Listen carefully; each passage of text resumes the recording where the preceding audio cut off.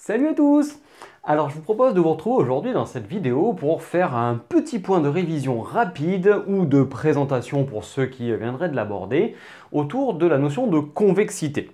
Donc là on est en terminale, que ce soit en complémentaire ou en spécialité maths, et on aborde la convexité dans le cadre en fait d'un outil pour apprendre à étudier les fonctions et donc la convexité en fait est un point qui vous permet de situer la courbe représentative d'une fonction au-dessus ou en dessous de ses tangentes.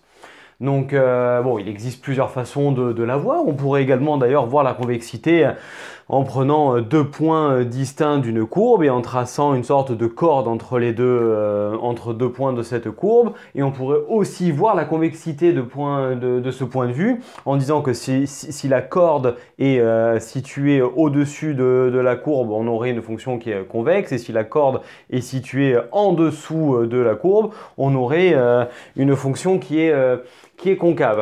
Donc je m'explique, si on a une fonction qui est comme ceci et que je prends deux points quelconques là-dedans, je viens tracer la corde reliant ces deux points-là, elle est située au-dessus, ça serait le reflet d'une fonction qui serait convexe, alors que dans l'autre sens, si j'avais une fonction qui serait par exemple comme ça, en prenant un point ici et un point ici, donc deux points sur la courbe, la corde serait en dessous et ça serait le reflet d'une fonction qui est concave.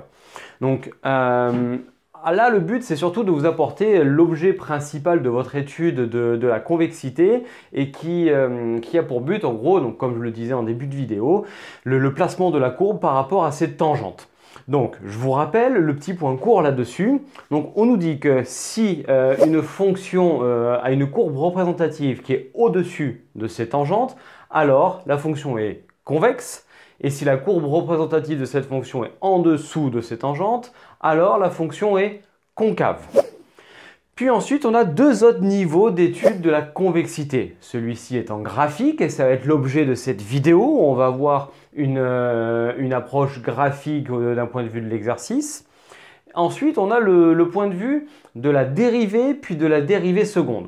Donc on considère une fonction f qui est définie continue dérivable sur un intervalle donné. Et cette fonction a donc une dérivée première qu'on note f'. Si la dérivée première est croissante, alors la fonction sera convexe. Alors que si la dérivée première est décroissante, alors la fonction sera concave. Et pour finir, si la fonction admet une dérivée seconde que l'on note f'', donc sur la notation, hop, avec deux petits primes comme ça. Si le signe de cette dérivée seconde est positif, alors c'est le reflet d'une fonction qui est convexe. Et si le signe de cette dérivée seconde est négatif, alors ça sera significatif d'une fonction concave. Et donc si la fonction est évidemment continue et que sa dérivée seconde s'annule et change de signe en une valeur a, ça veut dire que la fonction va passer de convexe à concave ou de concave à convexe. Donc si la dérivée seconde s'annule et change de signe pour une fonction continue, c'est ce que l'on appelle un point d'inflexion. C'est-à-dire un point pour lequel les tangentes vont passer de au-dessus à en dessous ou de en dessous à au-dessus de la courbe représentative. Et donc ça, c'est le point d'inflexion. Quand il s'agit par exemple de parler de cinétique chimique, de vitesse, de croissance épidémiologique, eh bien en fait le point d'inflexion est le point où par exemple on va avoir une croissance qui continue d'augmenter mais moins vite. Donc en fait on voit bien ce genre de courbes dans l'épidémiologie par exemple qui sont comme ça. Eh bien en fait, le point d'inflexion, c'est un point ici où on a donc une vitesse qui est en augmentation et puis d'un coup, la vitesse d'augmentation diminue. Donc voilà, le point d'inflexion est ce point particulier où on va avoir un changement de convexité. Donc, alors après, il faut connaître la convexité de ces fonctions de référence. Par exemple, la fonction carré est une fonction qui est convexe. La fonction cube, qui est une fonction qui d'abord est concave puis ensuite convexe. La fonction exponentielle est convexe. donc arriver à connaître le panel de ces fonctions de référence, donc là j'en ai cité que 3, mais de savoir quelle est la convexité de ces fonctions permet de se souvenir de cette définition par l'approche graphique qui est si ma courbe est au-dessus de ces tangentes, la fonction est convexe, si la courbe est en dessous de ces tangentes, alors la fonction est concave. Et on va regarder maintenant au travers de 2 exemples l'étude de la convexité et la recherche d'un éventuel point d'inflexion.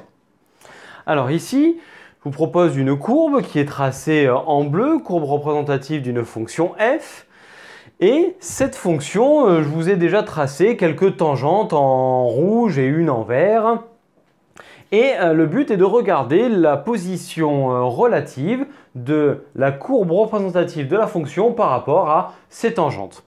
Donc on peut voir que sur cette partie-là du graphique, on a les tangentes qui sont tracées donc en rouge, qui sont au-dessus de la courbe en bleu. Ce qui veut dire que la fonction de moins l'infini jusqu'à une valeur qu'on va déterminer est en dessous de ces tangentes, donc elle est concave. Puis on regarde de l'autre côté, là j'en ai tracé qu'une pour pas que ce soit trop lourd non plus. On a une tangente qui est ici et on voit que la courbe représentative est au-dessus. Donc en fait, là, ça va être caractéristique d'une fonction qui va être convexe. Donc cette fonction va passer de concave à convexe. On va avoir un point, une abscisse pour lequel la tangente va passer de en dessous à au-dessus. Ou de au-dessus à en dessous, selon comment on regarde. Et ce point-là sera en effet le point d'inflexion. Donc le point d'inflexion, clairement ici, je vous l'ai fait apparaître pour ne pas perdre le temps de traçage pendant la vidéo. Et on voit qu'ici, on a une tangente qui est au-dessus de la courbe représentative. Et ensuite, pour cette même tangente, à ce même point, elle passe en dessous. Eh bien, en fait, ça, c'est clairement le reflet de ce qu'on appelle un point d'inflexion. Donc, hop, on peut le marquer ici. Hop, point d'inflexion. C'est-à-dire le point pour lequel la fonction passe de concave à convexe pour ici. Donc, en fait, on a une sorte de régionnement du plan où on pourrait scinder en 2 parties, tout là, avec ici f qui est concave, puisque la courbe est en dessous de ses tangentes, et ici f qui est convexe, c'est-à-dire situé au-dessus de ses tangentes. Donc, on rappelle, les tangentes sont au-dessus de la courbe, la fonction est concave. Les tangentes sont en dessous de la courbe, la fonction est convexe. Et ici, la tangente passe de au-dessus à en dessous de la courbe. C'est ce que l'on appelle un point d'inflexion. Donc là, on a vu les 3 différents cas de convexité, convexe, concave et point d'inflexion pour le changement de convexité. Allez, faisons la même chose sur cette deuxième courbe. Donc ici, même chose, la courbe représentative d'une fonction g maintenant qui est tracée en bleu et quelques tangentes qui sont déjà tracées. Donc là, on peut voir que sur cette partie ici du plan, on a les tangentes qui sont au-dessus de la courbe représentative de la fonction. Donc en fait, sur toute cette partie-là du plan, donc la courbe étant en dessous de ces tangentes, on aura une fonction qui sera concave. Et de l'autre côté, on peut voir au travers par exemple de cette tangente-là ou de cette tangente-là que la courbe est au-dessus des tangentes. Donc la courbe en bleu étant au-dessus des tangentes en rouge, cela est caractéristique d'une fonction qui est convexe.